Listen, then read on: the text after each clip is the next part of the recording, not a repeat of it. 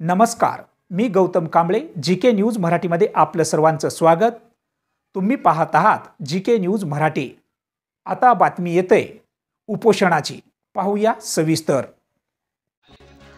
इस्लापूर ग्रामपंचायत पदभरती लिपिक वर्ग 4 या पदासाठी परीक्षा निकाल प्रक्रिया पूर्ण होऊन तब्बल 6 महिने पूर्ण झाले तरी अद्यापर्यंत इस्लापूर ग्रामपंचायतीने लिपिक पदासाठी कुठलाही निकाल न दिल्याने परीक्षार्थी सतेश्वर परमेश्वर पेशवे यांनी निकाल देण्यासंदर्भात इस्लापूर ग्रामपंचायत कार्यालयासमोर दिनांक 26 जानेवारी 2025 रोजी आमरण उपोषणाला सुरुवात केली असून आजचा दुसरा दिवस आहे।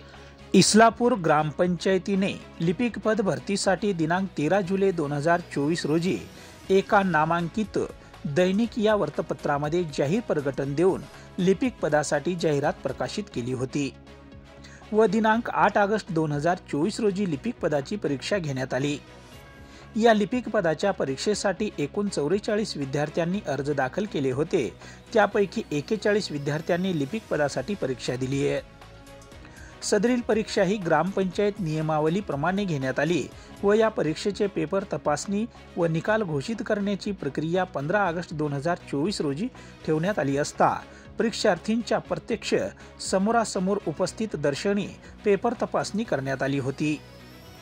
या सर्व प्रक्रिया पारदर्शकपणे पार पाडण्यात आल्या, मात्र या लिपिक पदाचा निकाल सूचना फलकावर लावण्यात आला नाही।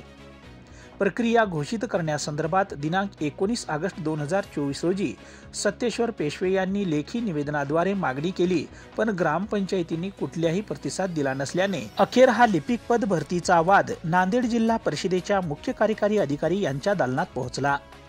या वादावर संबंधित कर्मचाऱ्यांचे जिल्हा परिषद मुख्य कार्यकारी अधिकारी यांच्या दालनात हिअरिंग होऊन फेर तपासणी झाली।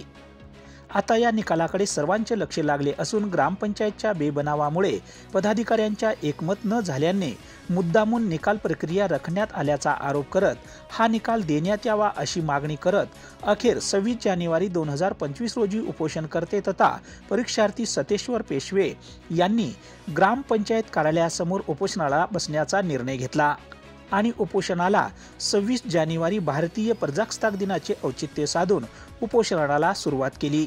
या उपोषणाचा आजचा दुसरा दिवस आहे। या लिपिक पद भरती पदावर काय तोडगा निघेल याकडे आता सर्व गावकऱ्यांचे लक्ष लागले आहे। Bureau report, GK news, Kinwat, Nanded.